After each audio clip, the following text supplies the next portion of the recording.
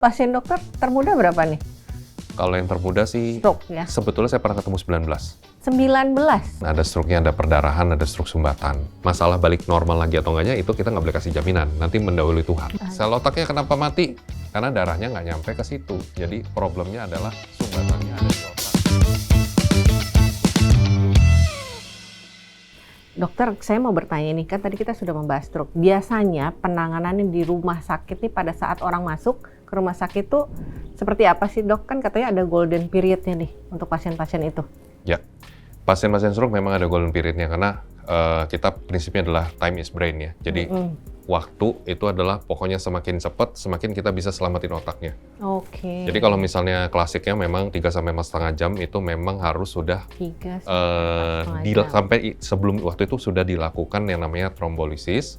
Jadi itu adalah pengencer darah Yang super. tadi pengencer darah yang Betul, ya. yang diberikan itu pada saat memang fresh banget dan memang dengan kondisi semua nggak ada kontraindikasi dengan MRI yang menunjukkan memang ada sumbatan. Jadi seperti itu kita memang diberikan, kalau cepat dan tidak ada efek samping, maka orang yang tadinya bisa dari tadi nggak bisa ngomong, jadi ngomong, ataupun yang kondisinya udah lumpuh bisa balik juga. Oke, Tapi tetap syaratnya harus juga perlu diingat ya. bahwa itu punya risiko perdarahan ya. Jadi kadang sekian persen itu memang sayangnya dia udah mulai membaik nih, tapi di tengah-tengah karena ada perdarahan, kita stop. Kadang-kadang memang orangnya bisa nggak jadi perbaikan karena ada efek samping perdarahan itu. Oh, jadi ada yang penyakit lain yang muncul ya. Muncul. Berarti sebenarnya faktor risiko apa saja yang paling dominan nih dok pada saat stroke? Apakah stroke-nya atau pas yang tadi pasca stroke-nya tadi kan dokter bilang ada lagi nih hal-hal lain yang Oh iya. memicu Jadi ya? kalau itu intinya kalau misalnya kita ada gejala stroke, gejalanya itu kan sebenarnya memang sebagian udah tahu ya pasti kalau lemah atau lumpuh separuh, semua orang udah nggak usah ngomong udah tahu pasti itu stroke, orang sampai di kampung pun tahu itu stroke. Kalau misalnya kita menceng atau bicaranya pelok, gitu-gitu juga orang udah tahu. Sulit menelan atau tersedak itu kadang nggak terlalu populer tapi sering kejadian juga. Oh gitu? Ya, terus Itu benar-benar yang light banget ya berarti? nggak light juga karena lebih sengsara dibanding yang mungkin lumpuh tapi nggak lumpuh total. Kenapa? Berarti Karena dia kita mau nyerangnya makan, saraf sini ya? ya sarafnya itu tetap di otaknya, tapi kontrol untuk menelannya terganggu. Sehingga kalau misalnya kayak gitu kan kita mesti pakai selang nantinya. Iya. Nah itu, jadi makanya itu gejala-gejala seperti itu plus gejala-gejala lain yang kadang-kadang lebih jarang. Misalnya ada orang kesemutan atau kebas tapi separuh badan ya. Jangan yang cuma di tangan doang, atau itu dikit terus dibilang stroke, bukan. Benar-benar separuh. Benar-benar setengah badan Betul, semutan bisa. itu berarti udah gejala Ya. stroke? Sebagian ada juga yang juling, semacam itu ada juga. Oh banyak ya, tadi juling, semutan, Bicara pelok, bicara sulit pelok, menelan. sulit menelan. Nah itu harus. Ada juga yang nggak nyambung, tiba-tiba nggak bisa ngomong. Oke, ya Bisa juga. agak mau jawab tapi nggak bisa ya? Nggak bisa ya, nggak bisa. Oke. Jadi bukan cuma nah sekedar itu pelok, tapi nggak bisa keluar. nggak bisa keluar ya, dari otaknya udah mau ngomong tapi dia Nggak nggak bisa bisa. mengeluarkan. Nah Nggak itu bisa. berarti harus dicari Itu tahu. langsung, jadi itu langsung bawa ke rumah sakit dan pada saat di rumah sakit ya kita dengan cepat mengakses apakah perlu atau bisa dikerjakan misalnya trombolisis itu atau Perlu ternyata CT scan dulu. mungkin ya kita nggak perlu, kita hanya dengan obat doang. Atau misalnya, oh ternyata bukan stroke, masih bisa juga ya. Jadi jangan pikir setiap kali ke rumah sakit lalu kita akan ngakal-ngakalin pasien lalu bilang, oh ini stroke, perlu kita masukin semua yang paling mahal, nggak kayak gitu. Kita banyak rumah sakit itu sudah punya standar yang bagus, sudah punya code stroke-nya, alurnya sudah jelas, semua dikerjakan udah jelas berdasarkan ya. protap. Jadi nggak suka-suka dokternya dan nggak suka-suka rumah sakitnya. Oke, nah dok, saya mau nanya satu nih, stroke itu genetis atau enggak sih? Oh, genetik atau enggak? Genetik tetap ada turunan juga. Kalau kita misalnya ngomong turunan itu, untuk stroke itu kan masalahnya yang terutama yang sumbatan ya. Kan kita banyak sekali penyebabnya. Jadi orang yang tanpa kita tahu maksudnya persis detailnya ya. Sumbatannya di mana sih gitu ya? Sumbatan di mana-mana. Orang yang misalnya otomatis misalnya punya darah tinggi dari bapaknya, karena dia juga punya darah tinggi, chance untuk kena stroke otomatis lebih tinggi. Ini bahkan yang bukan gen yang langsung yang menyebabkan stroke ya. Atau yang paling sebenarnya paling menyebalkan itu adalah dia kelihatannya normal semua, tapi ternyata dia punya turunan genetik gampang kental darahnya. Oh iya, Misalnya pengentalan seperti itu. darah. Atau memang Makanya tadi beberapa bisa buat itu ya, mampet ya, makanya terlalu kental ya. nyampet. Atau juga ada yang penurunan memang langsung genetik bahwa pembuluh darah kecilnya itu memang gampang rusak Pecah? dan bukan pecah, yang gampang rusak dan mampet. Seperti itu juga ada. Jadi banyak sekali sebenarnya faktor A, B, C, turunan ini yang ujung-ujung jadi stroke juga gitu loh. Nggak harus yang secara langsung ataupun tidak langsung seperti itu. Tapi itu kalau misalnya sedari awal ke dokter, misalnya dok nih kira-kira ngelihat nih future. Oh, Bisa gimana tuh caranya kita bikin prognostik ya, untuk ke misalnya depan kayak gitu ya? saya ke dokter, dok nih saya, misalnya bapak saya riwayatnya begini, segala macam, nih ibu saya begini, kira-kira bisa tuh ke dokter? Bisa, dalam sekian persen tuh kita bisa menjaga atau memberikan prediksi. Ya minimal kita lakukan misalnya MRA, jadi imaging untuk otaknya, imaging untuk pembuluh darah otaknya. Oke. Kalau jaringan otaknya masih bersih, masih kinclong, nggak banyak bercak-bercak, kita lebih tenang. Pembuluh darahnya dipetain kan itu pembuluh besar dan sedang.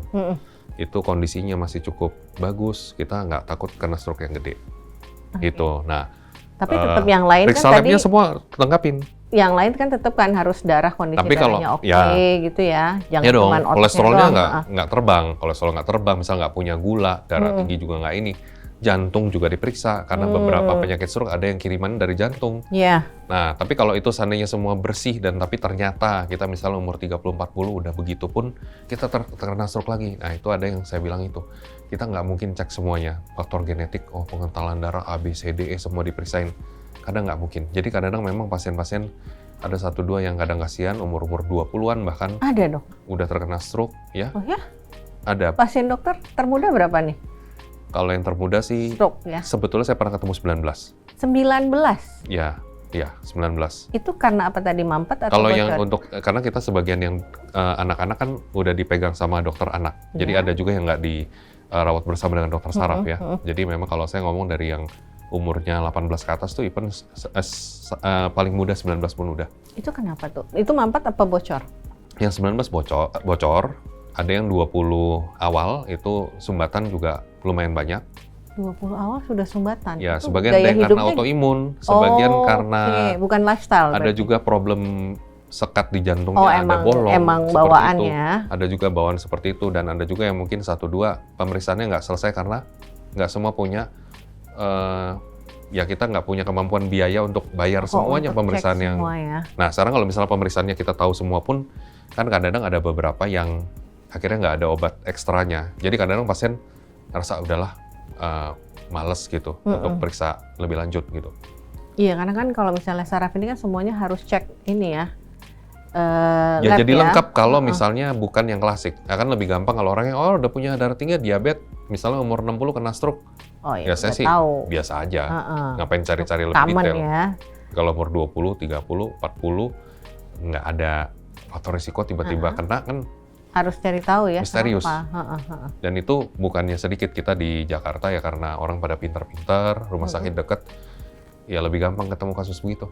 Nah dokter, tadi kita sudah membahas mengenai stroke, cara mendeteksi dan cara penanganannya ya dokter ya. Nah sekarang saya mau tahu gimana cara penanganan kalau kita nih umum dok. Tadi kan kalau di rumah sakit tuh sudah dibahas ya. Nah apa yang harus dilakukan orang awam nih, kayak misalnya saya pada saat melihat orang mulai tadi tuh agak pelok, semutan, dia mulai agak sulit gitu ya ngomong, itu apa yang harus kita lakukan dok? Ya, jadi ini yang harus diingat untuk sahabat-sahabat BCA Live semuanya ya. Jadi kalau misalnya ada pasien yang kita curigai kena stroke, jangan sembarangan kasih obat dulu. Oke. Karena tadi kan udah tahu ya, kita jelasin ada stroke-nya, ada perdarahan, ada stroke sumbatan. Kita nggak pernah tahu. Jadi kalau misalnya kayak gitu, ada beberapa orang nekat dikasih pengencer darah. Iya, kan biasanya minum pengencer darah dulu. Bapaknya atau ibunya minum obat pengencer darah buat jantung, kasihin dulu gitu. Ya kalau misalnya sumbatan, kalau misalnya perdarahan gimana? Bocor dia makin lebar ya? Tambah ngocor nanti. Oke. Nah, jadi yang perlu dikerjain ya cuma satu, langsung cari kendaraan, kita langsung transport dia ke rumah sakit terdekat. Makanya tadi saya bilang, rumah sakit di kota besar deket ya? Ada di mana-mana. Pilih yang paling dekat dengan rumah, tahu dulu rumah sakit mana yang kira-kira lengkap di sekitar rumah. Ya, lihat kelasnya juga ya? Betul. Okay. Jadi kalau cukup lengkap dan punya nama, biasanya sih mereka pasti punya penanganan yang udah bagus. Jadi Dok, langsung difoto. Kalau saya pernah mungkin di sosial media ya, katanya kalau mulai kayak gitu ditusuk tuh ujung jari, kuping, itu benar nggak sih dok? Ya, jadi itu sebenarnya juga salah paham ya. Oh, salah Jadi, paham itu. Itu adalah satu efek yang bisa dibilang kita karena memainkan logika orang awam. Oke. Oh, stroke itu kan ada sumbatan. Iya, Kan ada dibuka sumbatan, aja sumbatannya. darah kental dan darah kotor, maka karena tangan itu tidak bergerak, darahnya tidak mengalir, perlu kita hapuskan. Dikeluarin. Nah, Dengan bener. dicolok, lancar lagi gitu kan. Logika orang umum, Dok. Ya, padahal harus dimengerti, Heeh. stroke itu tangannya nggak bergerak bukan karena darahnya nggak ngalir ke tangannya. Mm-mm. Tangannya tidak bisa bergerak karena setrum yang dari otak Dari nggak sininya kekirim ke tangan. Oke. Jadi ini listriknya nggak ada nih, listriknya nol. Hah. Siapa yang produksi listrik? Sel otak yang di atas. Sel otaknya kenapa mati? Karena darahnya nggak nyampe ke situ. Jadi problemnya adalah sumbatannya ada di otak. Membuat sel otaknya mati, listriknya mati di sini. Ini problemnya problem listrik, bukan problem darah. Jadi mau dicolok sampai 100 jarum juga adanya cuma sakit. Jadi, Darahnya malah nanti kurang darah ya. ya, jadi Oke. silakan kalau yang mau mencoba lebih menderita, tapi kalau dari saya nggak usah ya. Berarti jangan ya sahabat BSLM. Jadi kalau misalnya stroke katanya, oh ditusuk ujung jarinya sama kupingnya, itu mitos Ya, ya. kalau digituin sama orang hati-hati, mungkin dia ada dendam sama yang sakit ya. Heeh. Terus Dok, kalau biasanya nih, kan sekarang teknologi itu sudah berkembang dengan pesat ya Dok ya. Bagaimana perkembangan teknologi untuk terapi terbaru pengobatan stroke nih sudah makin Udah sampai maju mana nggak? misal gitu. Ya kalau kita sih misalnya memang untuk yang sesimpel yang tadi saya bilang ya, trombolisis, pengencer darah yang super itu diberikan secara cepat itu kan suatu hal yang misalnya memang baru widespread dan secara internasional dipakai. Itu kan sekian tahun terakhir ini makin terstandarisasi dan semuanya tuh melakukan. Tapi kalau misalnya untuk obat-obatan masih terus dicari ya. Banyak obat-obatan tertentu kayak semacam vitamin-vitamin otak ya yang bisa membantu juga perbaikan dari stroke-nya. Regenerasi salah segala macam. Untuk fisioterapi, alat-alat juga semakin banyak, bahkan ada yang pakai robot segala macam ini dan itu untuk membantu ya. Tapi basicnya masih sama. Bagaimana mereka melatih dari mobilisasi anggota gerak itu supaya nanti teraktivasi lagi yang di atas dan akhirnya bisa balik lagi ya, mirip kayak aki mogok kita jump start gitulah. Tapi dengan cara yang maksudnya dipancing seperti itu kan. Semua itu diperbaiki, tapi kalau misalnya yang mutakhir sekali sampai, oh berarti stroke sudah 3 tahun, 5 tahun, diberikan obat ini, oh nanti tiba-tiba jalan lagi, itu belum. Ya, jadi even stem cell pun garansi ya. belum ada memberikan garansi seperti itu. Jadi hati-hati kalau yang stroke-nya sudah kronik dan memang sudah bertahun-tahun dan sudah memang tidak bergerak, jangan tertipu lalu nanti mencari pengobatan yang mahal-mahal. Apalagi kalau kita misalnya juga uangnya terbatas, kita habiskan untuk itu semua karena takutnya nanti kecewa. Ya, jadi lebih baik memakai untuk maintenance, obat nggak akan terlalu mahal karena memang kalau udah stroke lama itu obatnya nggak terlalu ini. Dengan fisioterapi mungkin dilanjutkan saja untuk menjaga supaya tidak kaku ya, elastisitasnya dipertahankan. Orangnya juga tetap bergerak, nggak tiduran terus kan nanti akan penyakit lain datang lagi. Oke. Nah berarti Dok, seberapa besar sih peluang pemulihan pasien stroke tadi Dok? Ya, sekarang tuh berapa? 50, 60? Persentasenya akan sangat sulit. Kenapa? Karena kita juga punya level-levelnya gitu. Dalam arti stroke itu memang ada yang berat, ada yang ringan. Kalau yang ringan yang kenanya tenaga turun 30%, 20%. Ya cuman yang jalan lagi, mencong-mencong dikit, jalan lagi dengan kondisi yang hampir nggak bisa dibedakan dengan orang normal atau beneran normal lagi. Itu sangat banyak. Sangat banyak sebenarnya. Tapi kalau misalnya kenanya yang berat, yang datang itu memang sudah 0, lalu kenanya pembuluh darahnya besar, otaknya juga hancurnya udah banyak. Itu memang buat saya kadang-kadang kita yang penting menyelamatkan nyawa dulu. Ya, jadi lihat kondisinya juga. Lihat kondisinya. Kalau seandainya, ya makanya tadi saya bilang kan yang penting beruntung kan. Makanya banyak-banyak berdoa aja. Kalau misalnya punya keluarga, diri sendiri, kalau bisa diluputkan dari, kalaupun kena stroke-nya yang ringan aja lah. Kalau stroke yang ringan, beres. Even kita rawat di rumah sakit yang terbatas aja dengan obat minum aja, dengan fisioterapi yang ala kadarnya, balik lagi. Banyak juga. Nggak perlu yang mahal-mahal. Saya pengalaman ya, ada saudara nih ya. Dia profesor. Dia kena stroke. Badannya sih nggak masalah. Tapi kemampuan otaknya nih. Nah itu impact-nya kan berarti ada ya, impact-nya ke motorik, ada yang impact-nya benar-benar ke otaknya. Betul. Ya? Ada yang memang beberapa itu fungsi berpikirnya menjadi menurun, ya dia memang untungnya tidak terlalu problem dengan badannya sih kayak nggak ada masalah. Ya, gerakan tidak masalah, tapi memang beberapa kasus ada yang pure hanya sulit bicara atau jadi semacam lebih lemot gitu ya. Ya itu juga problem, tapi ya maksudnya dalam arti sekali lagi seberapa berat ya. Ada pasien saya yang juga hanya kena nggak bisa ngomong doang dari awal, benar-benar diem. Sekian tahun kita obati dan kita jaga, ya akhirnya bawel lagi. Tapi memang ada juga yang memang dalam arti berkurangnya, maksudnya ada tetap yang menetapnya dalam artian dia mungkin nggak seaktif dulu, seperti itu bisa. Jadi kasus-kasus itu harusnya bisa diobati ya? Tetap bisa diobati, tetap ada improvement.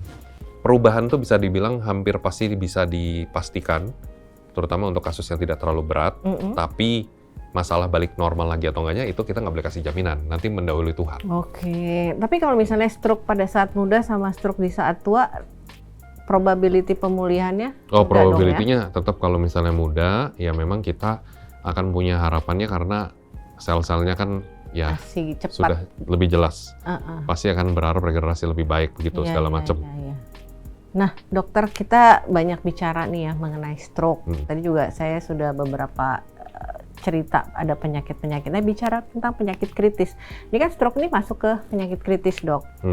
Dan ini kan dampaknya nggak hanya buat kesehatan, dok, juga ke kondisi finansial nih. Betul sekali. Karena kan tadi kan tata laksananya juga banyak kan. Tadi juga dokter udah bilang ada beberapa pasien pengobatannya tidak dilanjutkan karena terbentur masalah biaya. Nah itu tuh di sini dari kami di BCLF tuh kami punya solusinya nih, dok.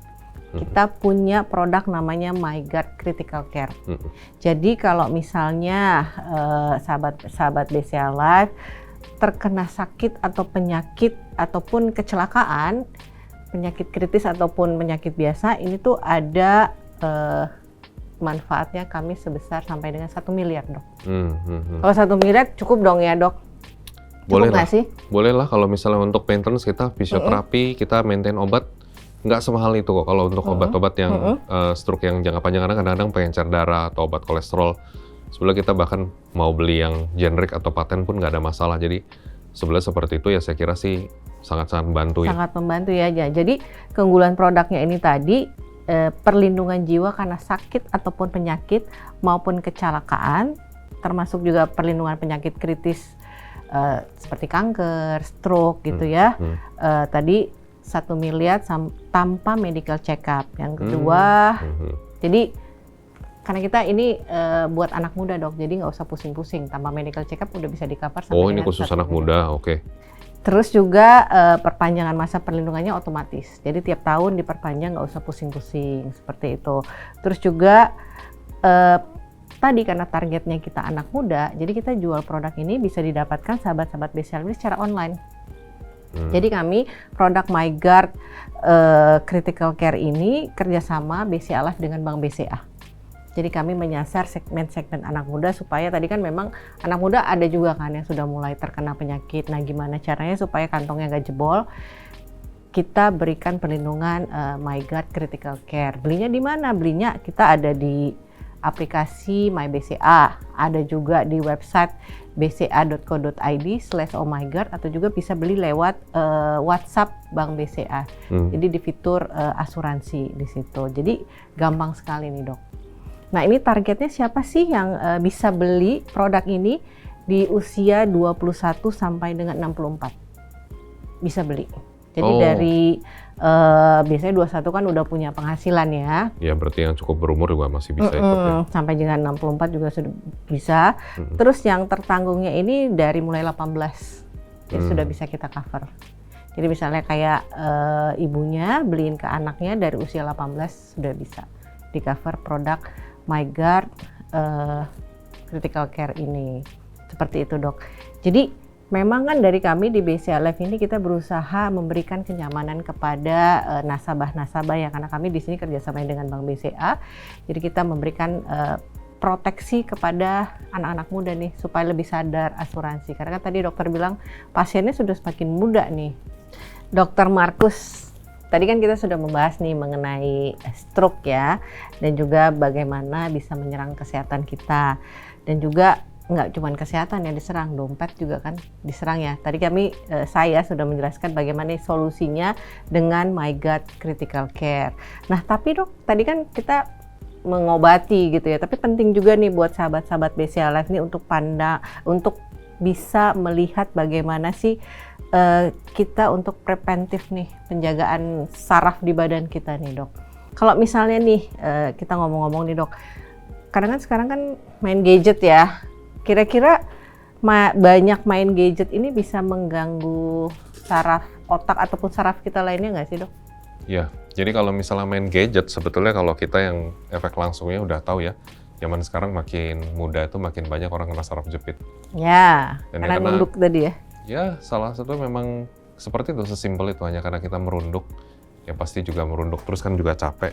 Kalau begini, nanti tiduran kita selonjoran main begini. Jadi saya udah temukan banyak di kasus-kasus yang masih muda banget ya, belasan-belasan itu. Belasan udah dok? Tulang belakangnya sudah jelek. Ya tentunya jadinya kita kadang punya pasien tuh bisa neneknya dan anak dan cucunya bisa berobat barengan kadang.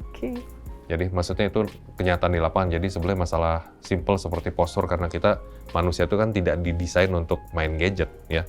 Oke, kita didesain untuk berdiri aja yang benar ya. Selama ribuan tahun kita manusia ini bukan gadget nih, gadget ini kan baru aja. Jadi itu udah pasti straight problemnya di situ. Kalau misalnya untuk kerusakan otak dalam artian misalnya karena main gadget terus otaknya jadi lemot atau apa itu bukan begitu. Tapi kan karena kita memang kalau terlalu banyak dalam arti ya main game kita cari kesenangan-kesenangan instan dari situ.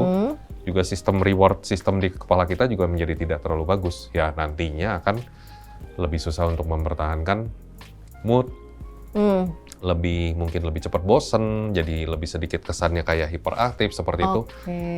Hal-hal seperti itulah yang berkaitan dengan perilaku dan kestabilan emosi sebenarnya begitu. Tapi kalau dalam artian yang jumlahnya wajar dan juga maksud dalam arti untuk refreshing, ya sebenarnya sih biasa-biasa aja. Tentunya juga menambah keterampilan kita menggunakan teknologi kan. Iya, benar. Nanti jadi gaptek kalau kita main gadget. Nggak bisa seperti itu juga. Tapi kalau misalnya nih dok, misalnya saya punya anak kan, anak saya 8 tahun. Kira-kira dia boleh main gadget, mungkin saran dari dokter nih, berapa lama sih boleh pegang? 1 jam tuh masih aman nggak sih?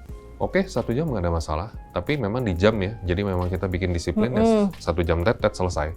Jadi kalau kita memang bikin itu menjadi satu disiplin, maka dia bisa latihan juga untuk kontrol gitu. Nah kalau kita misalnya ya sudahlah bablas, jadinya nggak bisa gitu. Lama-lama berjam-jam ya? Ya lama-lama berjam-jam dan membiasakan cari kegiatan atau mau nggak mau karena main gamenya hanya 1 jam, dia bisa cari sesuatu yang lain untuk refreshing gitu, dia menemukan hobi-hobi lain. Oke, nah kalau misalnya kita pegang gadget nih dok, saran dari dokter cara megang yang benar, posisi yang benar tuh gimana?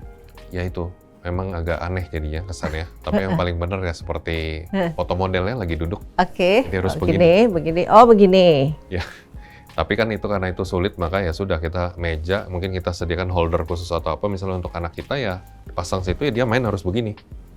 Harus begini mainnya. Ya daripada dikasih terus santai sambil tiduran nggak bisa. Iya kan begini, atau lagi kalau misalnya yang tengkurap itu berbahaya juga nggak sih dok? Tengkurap terus main? Jelas lebih pasti jauh lebih mendingan dibanding yang selonjoran. Karena kita udah tiap hari pasti agak merunduk. Jadi kalau kita tengkurapan mainnya begini masih oke. Oke. Ya tinggal masalah mata, jarak segala macam itu kesehatan mata lain lagi ya. Tapi kalau setidaknya dari sisi sarafnya better dibanding selonjoran. Oke, jadi tengkurap lebih better dari selonjoran seperti itu. Nah, saya mau nanya ini dok, apakah ada pola-pola makan, gaya makan kita yang bisa membantu menjaga kesehatan saraf nih? Yes, pastinya kita perlu, namanya makanan itu kan emang sumber segala sesuatu yang masuk ke kita itu kita harus kontrol ya. Kalau misalnya makan sehat kan semua orang udah tahu ya, makan yang jangan tinggi kolesterol, yang nggak minyak-minyakan lah, santan-santan lah, daging merah juga jangan terlalu banyak. Walaupun memang zaman sekarang, wah diet karnivor segala macam. Iya gitu. Kan ada tuh. Ya kalau saya sih pribadi, saya lebih suka moderation ya. Jadi saya juga nggak, ya karena saya bukan vegetarian, jadi bukan kita juga tidak membatasi diri kan. Kalau saya misalnya untuk orang-orang yang tidak vegetarian dan karena mungkin kepercayaan atau agama, kita moderation saja. Jadi nggak usah terlalu ekstrim, harus berarti semuanya tumbuhan, nggak usah terlalu ekstrim juga berarti hanya daging lalu memberikan nanti ya seperti yang mereka tampilkan ya. Kalau buat saya wajar-wajar saja karena dengan balance, dengan yang tidak berlebihan terutama tadi masalah yang apa namanya, minyaknya berlebihan, mungkin garamnya juga terlalu berlebihan, tapi bukan berarti nggak boleh ada garam ya. Garam juga terlalu sedikit nggak perlu seperti itu, tapi yang terlalu asin tidak perlu. Apalagi kalau misalnya kayak kita sering makan ikan asin gitu-gitu itu juga nggak terlalu bagus. Beberapa ada berkaitan dengan cancer juga. Tapi kalau misalnya kita ngomong tentang ini, stroke, tentu kaitan garam dengan darah tinggi kan. Lalu juga kalori ya, jangan lupa makan buah suka. Bagus, buah bagus banget. Tapi buahnya juga jangan. Tapi buah kan kalau manis kadar gulanya tinggi. Betul. Ingat jangan, saya makan buah sehat gini gitu. Ya sehat betul. Saya nanti supaya ngurusin badan saya makan buah. Iya, tapi gorila juga gendut makannya buah sama sayur. Jadi nggak bisa. Jadi maksudnya tetap wajar-wajar aja. Jadi saya nggak makan apa-apa dok ini, tapi saya sehari makan pisang berapa biji gitu. Pisang kan kalorinya. Pisang kan kalorinya tinggi. Betul. Nah ini si ibu udah pinter ya, udah tahu. Tapi pasien kan banyak yang nggak tahu. Jadi kalorinya dikontrol, jadi bukan cuma masalah minyak, masalah garam, masalah kalori yang masuk, itu gula itu juga dipikirkan. Dan itu impact juga ke saraf berarti? Impact secara tidak langsung juga, karena memang segala macam yang bikin nanti badan kita jelek, pembuluh darah kita jelek, pembuluh darah jelek, otaknya jadi nanti bonyok, karena pembuluh darahnya mampet dan sebagainya. Gitu. Jadi dan makanan yang tadi yang balance itu dengan diet yang balance, membuat, itu saya selalu bilang flora normal usus itu kayak di usus itu kayak kebun binatang. Kalau kebun binatangnya bagus, kebun binatang isinya makhluk-makhluk yang jinak dan baik, maka kita kesehatan secara keseluruhan akan better. Bahkan mood kita juga akan baik loh, lebih baik. Kalau mikroba yang di dalam usus itu, jangan yang isinya macan ya, macan tutul, singa segala macam di dalam ya kitanya kacau. Tapi diare terus nanti ya? Ibaratnya di dalamnya itu hewan-hewan herbivora yang lucu-lucu ya. Nah itu flora normal usus itu membantu banyak hal, termasuk sistem imun. Apalagi anak-anak muda nih, wanita muda zaman sekarang sering banyak yang ngalamin autoimun nih. Lagi hype banget. Autoimun di usia muda? Banyak banget. Itu dari pola makan? Salah satunya pasti. Jadi gitu. Balance diet itu penting. Balance diet penting walaupun masih muda karena kita zamannya sudah seperti ini. Saya baru tahu deh sahabat desa. Jadi jadi benar-benar pola makan itu tuh benar-benar menjaga semuanya ya dok ya? Ya betul. Walaupun tidak semua, sekali lagi jangan kalau semua penyakit dari pikiran stres nggak setuju. Semua penyakit dari makanan nggak juga. Tapi memang ini mempengaruhi cukup besar. Oke. Sahabat BCA Live, ternyata banyak sekali hal-hal sederhana yang bisa kita lakukan untuk menjaga saraf kita ya dan menurunkan resiko penyakit-penyakit. Jadi mulai dari olahraga, tadi ya sudah disarankan oleh Dr. Markus, terus juga pola makan yang sehat seperti itu bisa menurunkan risiko nggak cuma penyakit saraf ya dok ya, sebenarnya semua penyakit ya kalau kita olahraga, makan kita baik, terus juga tidur kita bagus, itu juga insya Allah kita sehat ya. Betul. Hidup kita lebih panjang gitu ya, umur kita lebih panjang. Nah, terus juga tadi sahabat BCA Live ada banyak ilmu, saya sendiri juga banyak banget nih dapat ilmu baru dari dokter. Tadi kita udah paham bahwa stroke itu dilihat dulu dari jenisnya ya. Tadi ada yang iskemik, itu yang karena mampet aliran darahnya, terus juga ada yang karena bocor pendarahan seperti itu. Jadi pertolongan pertama yang dilakukan oleh kita nih untuk kalau misalnya melihat ada yang terkena stroke itu juga amat sangat penting tadi ya. Golden periodnya tadi 3 langsung bawa ke rumah sakit, foto 4,5 jam seperti itu. Nah, dokter mungkin ada tips-tips yang bisa diberikan kepada sahabat BCA Live, dok? Ya, kalau tips-tips saya terkait dengan kesehatan otak dan saraf, saya kira sih memang kita udah jelasin ya semua tadi. Tapi memang kesimpulannya sih kesehatan itu sebetulnya kita ibarat investasi ya. Jadi karena kita cuma punya badan satu, kita ibaratnya kalau seumur hidup kita cuma punya mobil satu, pasti ini mobil kita sayang-sayang. Kita bawa ke bengkel, kita rawat jangan sampai nabrak.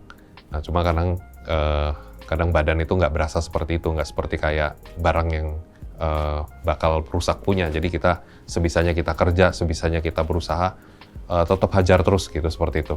Jadi tapi semua itu punya batas ya. Jadi ada orang yang memang punya kemampuan untuk memang kerja lebih keras dengan tanpa sakit. Ada orang yang mungkin kerja dengan kondisi yang memang sama beratnya, dia sudah sering masuk rumah sakit atau mungkin kena saraf kejepit dulu, mungkin kena beberapa penyakit, mungkin dia TB tidurnya kurang, darah tinggi segala macam gitu-gitu ya. Itu bisa terkena. Tapi kalau misalnya memang secara keseluruhan, kita dari hal-hal kecil itu jangan diremehkan. Jadi kalau misalnya kita bisa betulin salah satu, betulin dulu. Oh, saya kerja keras, tapi saya nggak bisa cukup tidur nih, karena kerjaan menuntut seperti itu. Tapi minimal makannya harus sehat.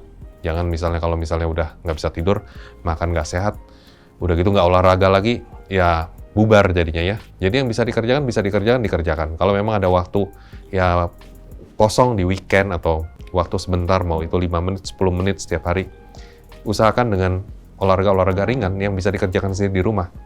Itu walaupun kecil, impact-nya sangat luar biasa ya.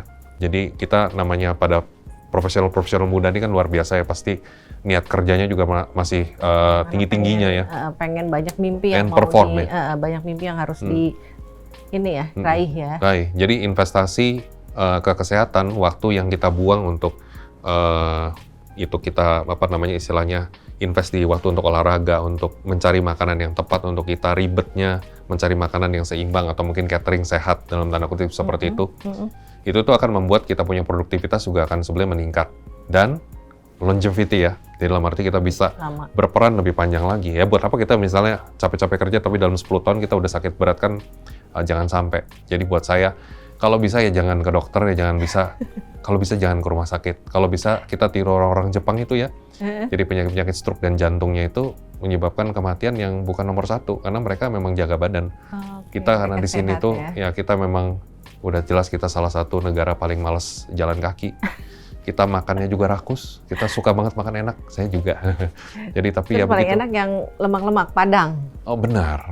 Itu nomor 1 bisa dibilang. Tapi itulah makanya karena kita udah punya budaya yang memang seperti ini, kita tahu ada masyarakat yang jelas memberikan contoh yang beda sekali. Bahkan di Jepang itu ini umur 100 itu bisa hampir 100.000 orang sekarang. Jadi itu kenapa ya? Karena memang punya gaya hidup yang luar biasa sehat. Jadi kita nggak ada salahnya kita mencoba meniru seperti itu dengan investasi sekian waktu kita untuk hal-hal yang baik. Jadi supaya kita bisa menikmati hidup lebih panjang dengan kualitas hidup yang bagus. Oke, terima kasih dokter. Dan jangan lupa ya, sedari muda sahabat BCLF tadi proteksi. Jangan sampai nanti kantongnya juga jebol dok. Bolong ya. Kalau misalnya ya tadi ya kita nggak pengen ya ke rumah sakit gitu ya. Kalau bisa jangan sering-sering ketemu dokter Markus gitu kan. Jangan. Nah kalau ketemu saya bahaya. Iya kalau ketemu dokter Markus tadi kita butuh proteksi. Tadi ada MyGuard Critical Care seperti itu dokter. Terima kasih sahabat BCLF yang sudah 1,5 jam ini ikut mendengarkan obrolan saya dengan dokter Markus. Banyak banget tadi ilmu-ilmu yang saya dapatkan. Banyak sekali hal-hal baru dok buat saya terus terang. Jadi senang sekali hari ini Dr. Markus bersedia hadir di podcast Obrolan Asik dari BCLF. Dan sahabat BCLF jangan lupa terus tonton pastinya Obrolan Asik kami ada di YouTube, Spotify, dan Noise. Terima kasih untuk kedatangan hari ini dokter. Thank you, sama-sama Ibu. Dan nantikan juga pastinya narasumber yang gak kalah gantengnya hari ini dengan saya, karena sebelumnya saya narasumbernya seringnya perempuan dokter-dokternya. Oh ya, oke. Jadi ini baru dokter laki-laki, saya senang sekali. Sahabat BCLF juga pasti kalau yang cewek-cewek, kalau mau berobat boleh ke Dr. Markus, ada di Rumah Sakit Pondok Indah, Puri Indah ya dok. Kalau bisa jangan berobat ya, karena jangan sampai sakit ya. Jangan sampai sakit. Oke, nantikan terus podcast Obrolan Asik kami ada di YouTube, Spotify, dan Noise. Sampai bertemu di episode berikutnya. Selamat siang. Sampai jumpa.